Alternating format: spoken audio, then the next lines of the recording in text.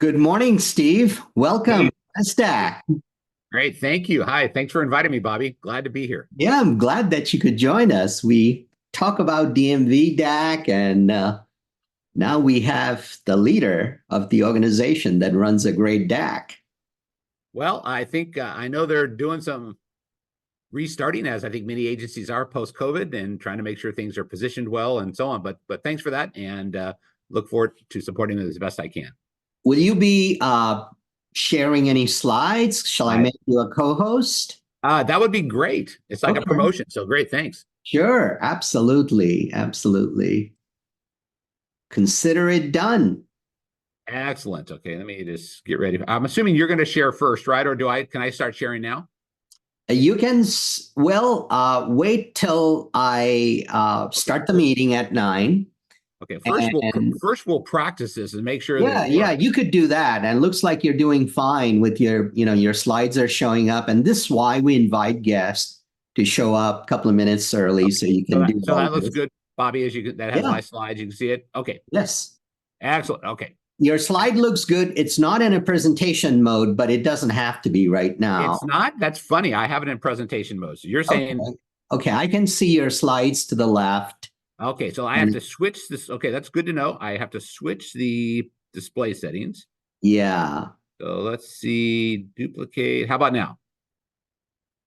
it's fine, Steve. Oh yeah, now it is presentation mode. All right. Good. Okay. All right.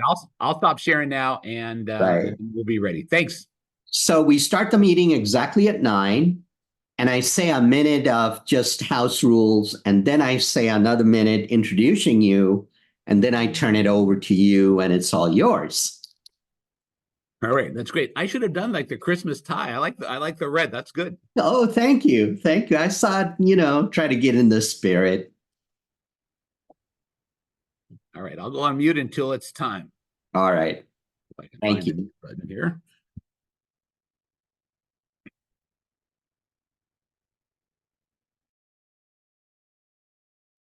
Bobby, I found the instructions of placing participants in the waiting room. So I'll start doing that. I'll do that. We'll open up the waiting room at, 96. Okay. Okay. Now it's okay.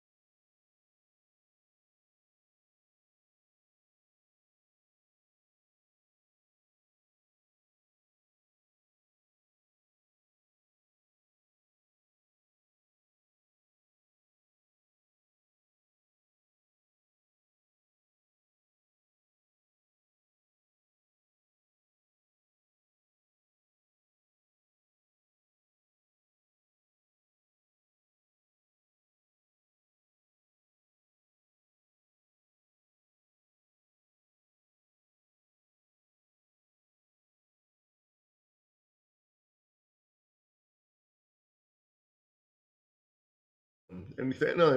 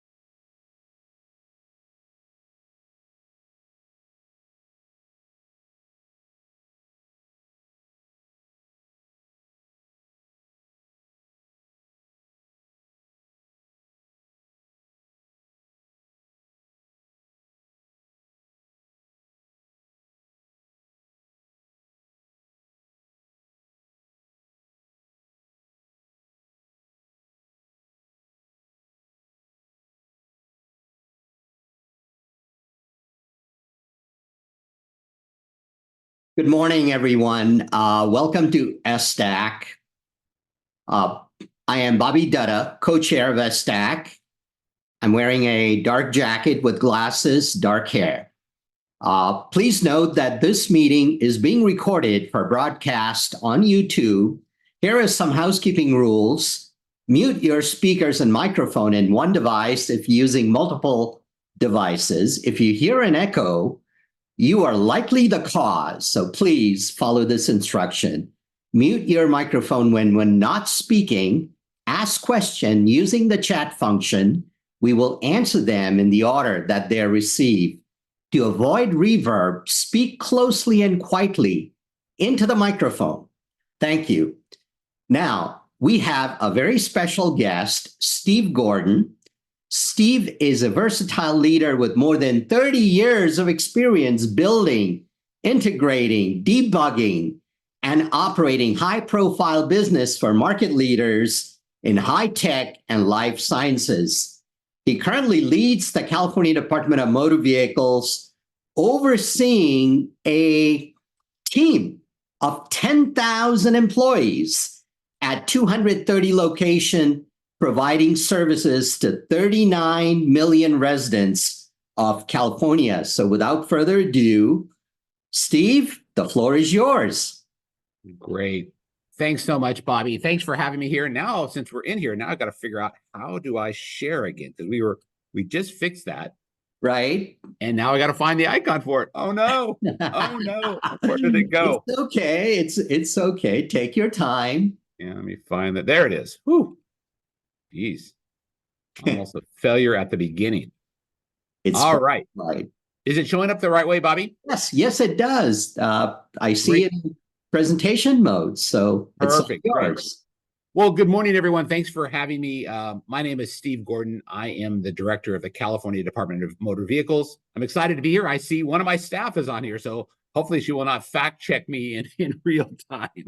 But glad to be here. So I'm going to share a little bit about the department. And I know that people who've seen Zootopia already. So this will be a refresher course for people who've seen Zootopia. But really, we're doing a lot of interesting things, and I hopefully we'll be able to get a good conversation going about what we're doing today and where we're going tomorrow. So let me find the next button. Yes, you can see why they hired someone in technology. You cannot advance a slide.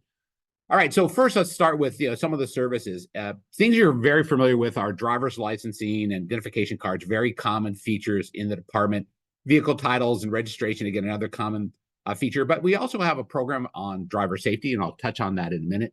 And believe it or not, we actually regulate the motor vehicle industry. So if you're an auto dealer, you're selling motorcycles, or in some cases, even some of the higher speed electronic bicycles, we play a role in regulating you to make sure that you're properly licensed and you do business in the way that meets state guidelines.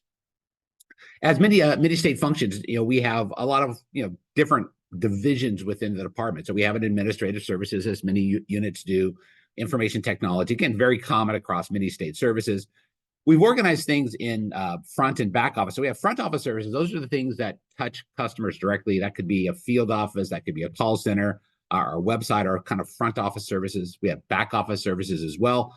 Those are mainly mail processes, but we also have other services such as legal and others that are supporting customers, but a bit more indirectly. And we have a new unit that we started about a year ago called product management. And these are the people that are focused on the policy aspects of the products we build, but their job is to make sure that what we build meets not only the statutory and regulatory guidelines, but also meets the customer's need, and make sure that it works for the customer, make sure it works if it's going to be an ID, it works for the businesses that are going to consume those. So they've got a very different job than what we've had in the past. So they're looking at that end-to-end ecosystem to make sure that it actually works well.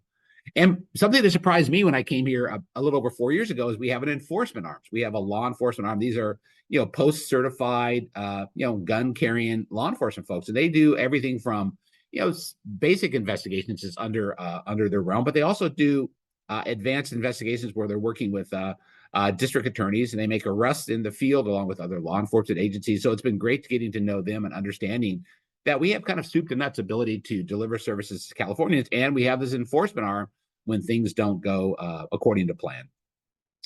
So just some very quick numbers. So we have a lot of field office locations. Many of you are probably aware of these because throughout your life, you've probably been to one or driven past one. So a little under 230 of those offices, as Bobby mentioned at the outset, around 10,000 employees. We also deliver services via auto clubs. These are AAAs. We have 5,900 plus business partners. You've seen one when you get your car smogged or you've driven down the road, registration services. Those are fairly ubiquitous and they are everywhere in the state. So it gives us amazing reach between our offices, the auto clubs, and these business partners. There's not a place you can't find a DMV service. And I've been all across the state, which is one of the best parts of this job for me. And I've had a chance to see where we are in these communities, the other services that are provided there. And it's a wonderful state. And I'm very excited to be part of this team. Now, I mentioned a moment ago, registration, very common. We do about 36 million transactions a year, just people getting their vehicles registered. We think there's probably north of 40 million vehicles in the state, some of which are just not currently in the system. But there's California is a land of cars. I think you've heard that before, and that's truly backed up by the facts of the vehicles that are registered. We have about 34 million licensed and ID cards. That means about 30 million unique. Some people have both. So we have a lot of credentials out there for people that need to be identified. And of course, your sort of right to passage in California is when you become a first-time driver, perhaps, or just getting an ID card so you can be properly authenticated, whether that is to pick up pharmaceuticals at the drugstore or to be age challenged at a place for age appropriate beverage, perhaps, or just renting a car, getting a hotel room, getting on a plane, whatever. I mean, these credentials really are a way that people move on in their life, and we enable that. So we take that responsibility very seriously because we understand the importance of having those credentials. All told, around 84 million transactions annually, and we collect about 14 billion and some change for the state in taxes and fees. So we play a very, very large role. We're not the largest tax collector in the state, but one of our goals is we want to be the best tax collector in the state because we want to make it easy for people to be able to pay taxes and make sure that it's efficient, simple, and it has minimum number of hassles. Easy to say, hard to do. So some of the other lesser known services are the driver safety unit that I mentioned a moment ago. So if you get pulled over and cited for driving under the influence, California is one of a number of states that have an admin per se law on the books. So the officer in those cases will take your license, give you a temporary license sort of on the spot, put you in the admin per se process. And then our team will actually adjudicate those. So you could have a hearing or you could just seek treatment, whatever it might be. But we have a team that is responsible for handling people that are in these various states of unsafe driving. DUI is one of them.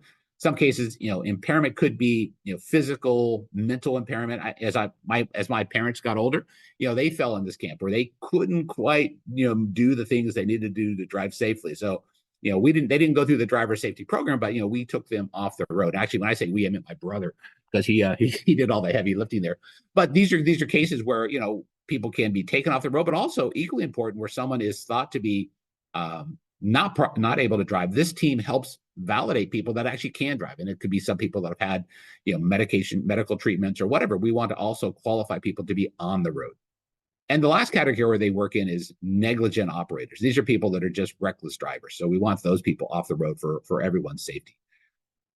One thing another thing I didn't know when I got here was the motor voter program. I mean, I was aware of it as a Californian, but we have a huge role in getting people registered to vote in California. And every time you fill out an application for a renewal or a first-time license, we ask you if you want to vote.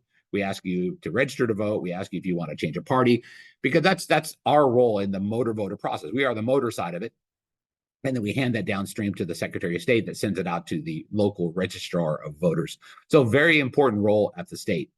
Now, some lesser known programs. We have this thing called an employer pull notice. This is if you are someone who drives. I see there's something in the chat, but I'm not sure I can get into the chat. So Bobby, I will come back to that. Is that okay? And totally fine, Steve. Great, thanks. We have this employer pull notice program, and this is for people that are professional drivers. You register your account so that the driver, the company could be aware if there's an infraction in your driving, because they may want to take you off the road if you're an unsafe driver. As I mentioned a moment back, we have these occupational licensing. This is for automotive dealers and a bunch of other services that are around this space. But if you go into a dealer, there's a license board. If you find the right spot in the dealer, you'll see the dealer's license. You'll see all the employees that have been given licenses to sell vehicles. We want to make sure that their background checks are fine. Want to make sure they're not, that they're law-abiding folks, because we don't want them, quote unquote, taking you for a ride in an unnatural way. We want to make sure that, in fact, that everyone is on the up and up. So that is our responsibility to regulate that market. So one of the things that you may have caught in the newspaper before I started was that we were under fire for a number of things. Long lines, maybe people were surly, I don't know. But one of the things that the team and I have worked on since I arrived is really getting some basic measures in place. And by the way, this is something that I've seen as I've talked to my peers in state government. We don't do very well as a state. And we want to make sure that we want to be great at this, because we do a number of transactions. So we know some things are very important, such as if you're going to have efficient offices and you want to make sure the lines are not too long, you have to have windows. So you'll see this metric down here for window utilization. So we know how many staff show up on a given day. We know how many windows that we want to keep open all day long, because if you have a window open, you can process a transaction at that window. And so it's super important to make sure that windows are staffed. Of course, we also look at transaction times. You see in the lower left portion, we look at driver's license and vehicle registration transactions. Some are super complex, some are super easy. But when I started, we had this thing called a real ID. And when you registered for a real ID at that time, it took 28 minutes. So you can only imagine 28 minutes, you're standing over here, you're watching us, and we're running around the office for 28 minutes doing something. It wasn't good for our employees. It wasn't good for the customers. So we had to go off and look at that process and look at, what were the non-value added tasks that were in that process and why were they there? And we had to strip away all the things that we didn't need to do and only focus on the things that we needed to do and make sure that we are great and efficient and effective with those. And we do that for every transaction. Now we are working our way down what's called a Pareto chart. We're looking at the highest volume transactions that we see.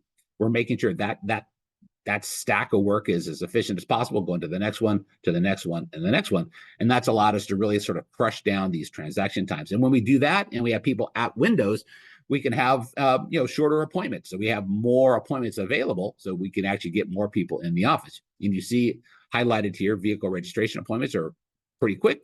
Driver's license appointments, not as quick, not within our target, but we have a measure now. Now we know how long it takes to get an appointment. And so our job is to make sure those stay within the target. And sometimes we don't succeed. As you see here, we're above our goal of 16.6 days, target of 14 days to schedule a driver's license appointment. And then in that sort of third box across the top, we also look at drive tests, because back with us, for example, when we first were coming out of COVID, there was all these commercial tie-ups, right? There's these entanglements at the ports, ships off the coast, all this hullabaloo about, well, we can't get drivers, we can't get the freight. And so we wanted to make sure that we were pulling as fast as we could to make sure that if drivers are getting certified or recertified, that they can get an appointment and get in and out. That's why there's a commercial testing target up there. And I've been out to many of our commercial testing sites, and they work really hard to get drivers in and out of that program, pass or fail. Just they want to get them through the process so they can get on with their commercial duties. And same thing with individual drivers. As I mentioned, that rite of passage of getting a driver's license is super critical to many people. And in many cases, the children, some of these families, once they turn 16, they're part of the economic engine of that family to some small degree. But that the personal freedom and maybe the economics, super important for us. And we want to make sure that, in fact, we're efficient and effective at getting those people in, getting them tested and getting them on the road if they're safe and getting them off the road if they're not. And in the lower right, we measure everything. In the past, we used to have these little postcards we put up on the counter, and maybe they're there, maybe they weren't. Maybe we handed to somebody who was having a good transaction, maybe we didn't. But now it's, there's QR code at every window in every office. So we get thousands of pieces of feedback every single day. So we know in real time how well we're doing. And that's super important to a business like us, because we want to be able to see where there's a problem. We want to see where there's an emerging trend so we could attack it with some vigor. Because look, we're here to serve Californians, and we're here not to be the best state government agency. We want to compete with the big dog. We think we can compete with retail organizations. We've got a long way to go. But our target is not other state peers, but our target is to be the best of the best. And again, we've got a ways to go, but that's the goal. We want to be great at what we do, and we think we have the right tools in place to get there. So we also measure now our contact center. So this is all the people that either reach us through chat or they reach us through the phone. So we want to make sure that the phones are available. We measure their customer satisfaction, whether they're served in the IVR. This is interactive voice response. So you can do a number of the transactions. As a matter of fact, over half of our transactions that when people call, they can actually process them completely in the IVR. So I've renewed my vehicle registration by typing in my plate number and putting my credit card number in, and presto, my sticker showed up for my car. Same thing about another half of those transactions actually go to a person. For whatever reason, people are not as happy with our IVR, and we tend to be a bit chatty, and maybe it's not as clear. I was reading an article that's going to be posted, I think, in the Harvard Business Review soon. One of the authors coined the term jargon monoxide. And it's so true, right? We could be a bit chatty, we could be a bit wordy, and sometimes it is absolutely unclear what we're trying to do. So anyway, sometimes maybe in the IVR, maybe even with our agents, we could be a bit more clear. But same as as we talked about a moment ago, we measure the equivalent of a window, right? So this is the adherence goal you see in the second box across the top. Are people where they're supposed to be? Are they taking phone calls? Are they on break when they're supposed to be on break? Are they taking lunch when they're supposed to be taking lunch? Because all of that's scheduled, and the thing is scheduled based on how we know customers are engaging with us. So again, we're trying to use science where we can use science. We're going to use measures to make sure we can efficiently serve our customers across all channels. And the other, front office channel we use is our digital channel. And as you can imagine, everyone's got a website. We're a mobile first shop. So if we release any new application, any new service, it's got to work on a mobile device. If it doesn't work on a mobile device, it does not get released. Now, are we perfect? No, but we do make sure that our high volume transactions work extremely well on a mobile device. I am one of the, test drivers here. I test every one of our solutions. I got my family. Everybody's involved in my family. Everyone's involved with many of our other staff's family, because we want to personally, try these experiences, make sure they work for all of us. And of course, we get millions of Californians that are using these services, as you can see. So this is just one example of people that have hit us from Google. I'm a big search and find person, so I'm in the upper left category. I always start at Google. I never start on the website, but a number of other people actually come directly to our website. As you see, about 1 million people hit our landing page directly. So to do each their own. So both have to serve their purpose. So we have to tag things so that you can find them on Google. We have to make sure our own website, people who land there, can find what they're looking for, and make sure that it works, because it has to be highly effective. You see in the lower left, we also look at what devices people are on, right? We in state government are saying, well, geez, we barely got personal computers, and Aunt Matilda can't use whatever. Well, that's not true. What we find is, as you see here, 60% of the people use a mobile device to access our services. And if you look at the distribution of that, many of those are older, because even senior citizens like myself, I've been receiving AARP magazines for a few years. I use my mobile device for just about everything, as do many of us who have children. That's what they live on their mobile device. So we have to make sure our services work there and not be wed to, well, those people, they don't use that. Well, it's just not true. It's not supported by facts. And lower right just means we're getting people to create accounts. Very important for the customers to be able to create an account with us, get validated, link their vehicles to their account. We have a lot of work to do in that area, because the way our historic systems, the way our legacy systems are set up, is vehicles are one thing, people are another. And even though people own vehicles and vehicles belong to people, we built them, this was architected, 40, 50 years ago, we built them separately. So now we're just trying to stitch those together as we modernize. All right, I see a few questions are piling up here, so I will finish up these last couple of slides and we'll get to questions. Another set of measures on our digital channel, right? So one of our goals here is to get rid of paper notices. People move, and change of address is unnecessarily fraught, but people generally keep their email address. So we want to make sure that we can get notices out to them electronically, because my Gmail address works no matter what address I have, and we want to be able to take advantage of that. We also have 2 wallets. You'll see here, one in the upper left is really just where all of our applications are stored, makes it easy for people to find them. The lower right's a relatively new release, where we have now a mobile wallet, and this is where we store our mobile ID or our mobile driver's license. And you've probably seen some in the press about that.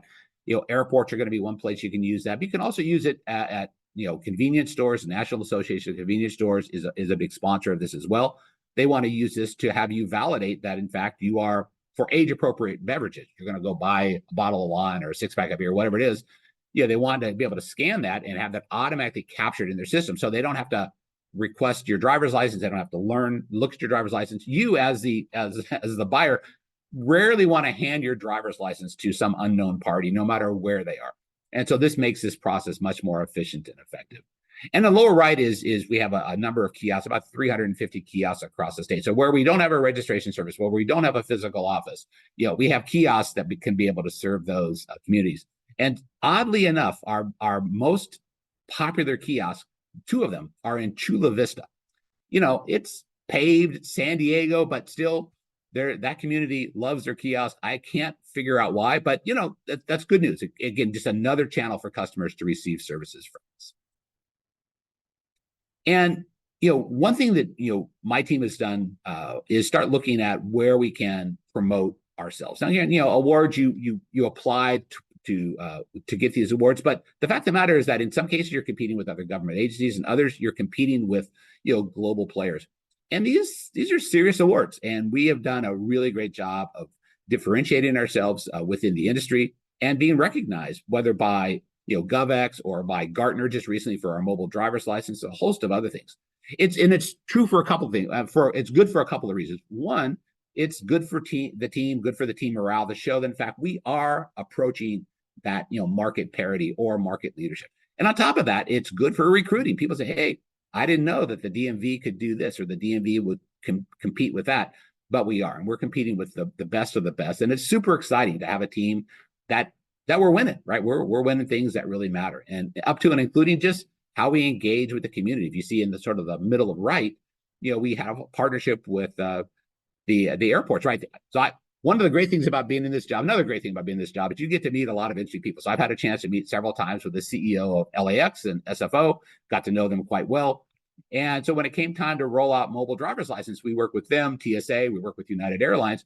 We got those parties working together so we can actually do a pilot at those 2 airports, because that transit route between LAX and San Francisco is one of the most frequented and busiest round trip routes. So people commute to LA or commute to San Francisco on a daily basis. So we thought we'd get a lot of repetition from the pilot we're running with mobile driver's license. So having known that, I've spent some time in the travel business, and knowing those new peers, it's been great to be able to move things along and help the DMV grow our services. So I will close, I think, on this slide. Look, I know we have a lot of people here. This is not me recruiting you guys, but look, one of the things we're trying to do is we want to be an employer of choice, and we want people to seek out the DMV. I know they're thinking, well, Zootopia, I don't want to, whatever, but look, we are moving at the speed of light. We're moving faster than probably any other government agency, because we can and we have to be able to do the things we want to do. So we need talented people across many disciplines. And you see on the right-hand side, there's a lot of things we're looking for, whether it's law enforcement, information technology, people that are knowledgeable about licensing, registration, care about product management, public safety. We do a lot of great things. And we're here to serve the public, as of course everyone else here is on the call. But look, we have a great mission, and we are in front of customers all the time. So if you want to see the impact of your work, you can do that at the department. We have flexible schedules. We have statewide opportunities. In case you missed that earlier, we have hundreds of sites across the state. So if you're in El Centro, you're in Crescent City, you're in Alturas, wherever you are, we have jobs that we can get people to work in. We also have a fair number of roles that are telework capable, and that means, of course, both sides have to be able to be capable. You have to be capable to do the work and work remotely and keep up, and we have to make sure we distribute that work to you. But it's been a great tool for us. As a matter of fact, we have several thousand roles that are qualified today that are signed up for remote work, and it's not, in some cases it's 100%, sometimes it's not, but there are great opportunities. We've also extended a lot of our education to be distance learning. We have a learning management system. And of course, you guys are already aware, we've got great state benefits. And as I showed you on the previous slide, we are a winning team, and we would love to have you be part of that. Okay, with that, I will move to questions, and I will stop sharing so I can see the questions. Thank you, Steve. That was very informative presentation. I learned a lot. This mobile app that you talk about, the DMV ID, all you have to do is to download the app on your phone, and that's it. And then you show like a QR code. Is that the way that works? That's right. So you have to download the app. So it's in the App Store and in Google Play. You'll have to then certify. So you go through and you apply on the app. You'll scan your driver's license. You'll do what you normally do, like with a financial app. You'll do a little selfie match, and then we will make sure that face belongs to you and the information on there belongs to you. And then we will then send you a notification to download the mobile, the credential to put on your phone. And then you can use that today. It is a QR code, but hopefully over time, it'll be NFC, near field communications that you can tap. I've used it many times as I've tested around the state. I was coming back from vacation in Hawaii just recently. I taught 2 TSA agents how to use it.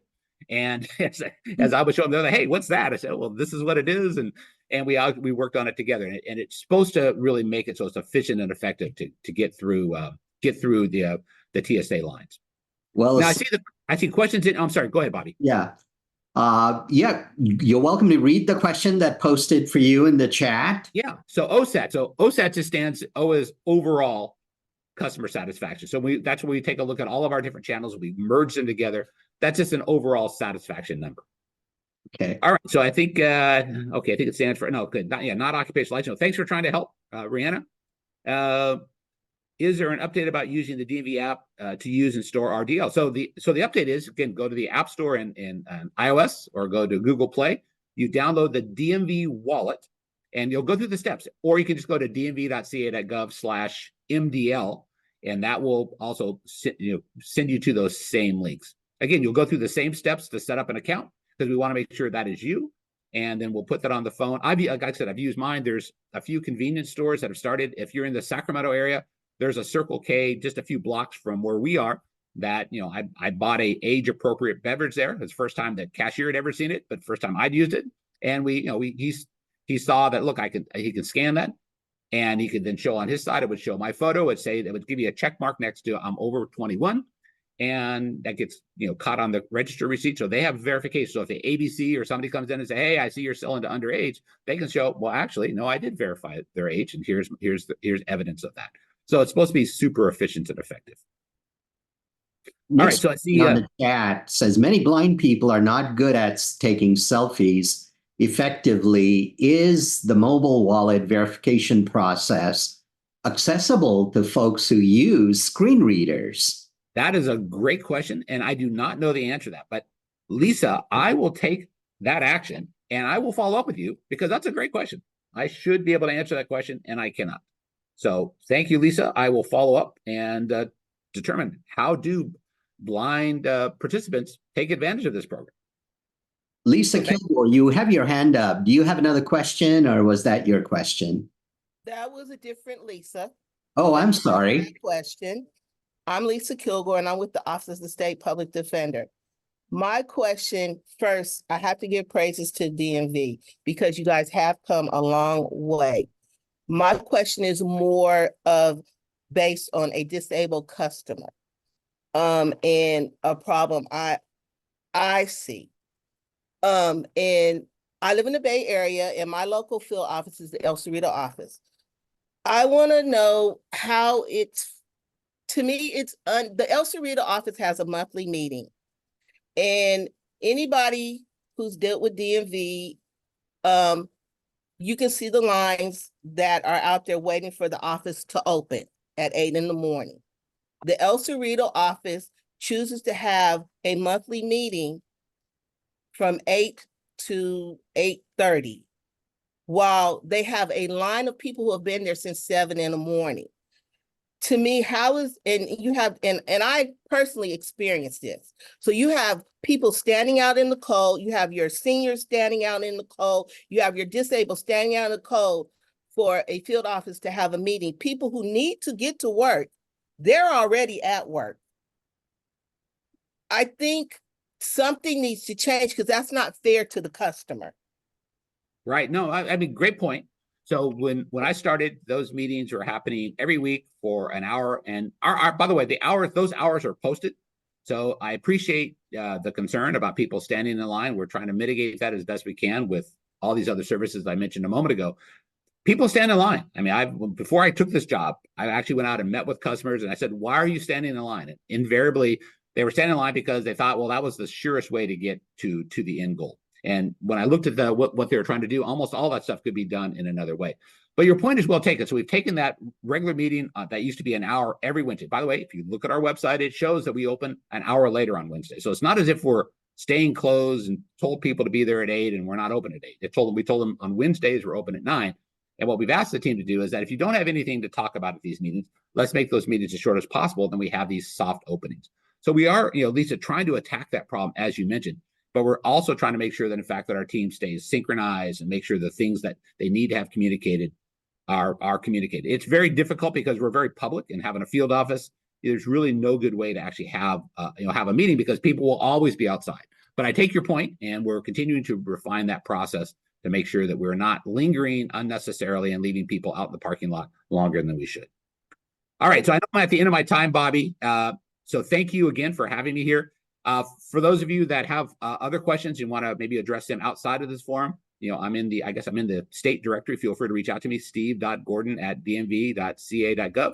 I'd love to hear from you. And thank you so much for allowing me to spend a few minutes with you today. Thank you so much, Steve, and happy holidays. Happy holidays. Thank you.